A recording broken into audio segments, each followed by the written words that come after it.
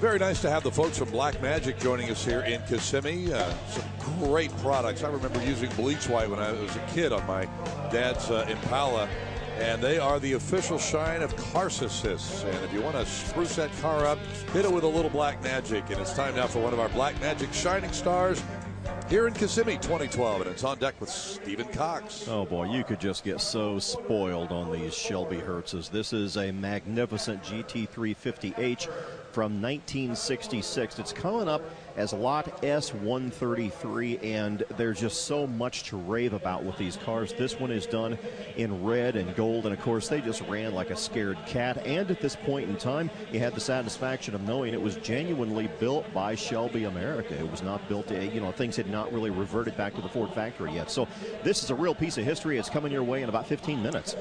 66 Shelby GT350H with the correct 289, 306 horsepower Shelby modified V8 engine. It is numbers matching. Automatic transmission. That's a beefed up C6.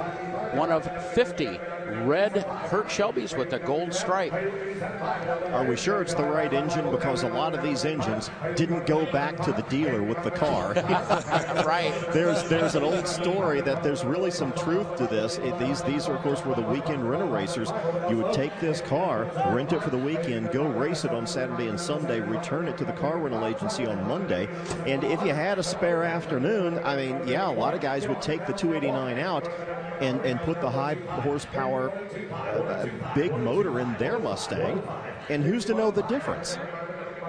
Well, this one happens to be, according to the documentation here, it is a matching numbers engine in this 66 GT350H, and the reserve comes off at 110.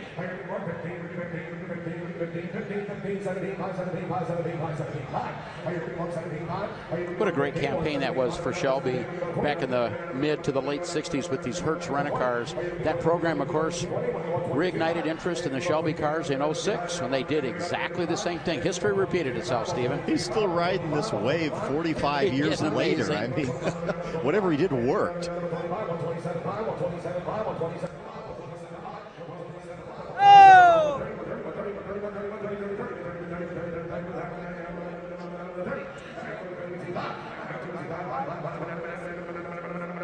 John Hummer, the auctioneer, now on the stand, and you see Mitch Bartunek, top left, Randy Arnold, bottom left.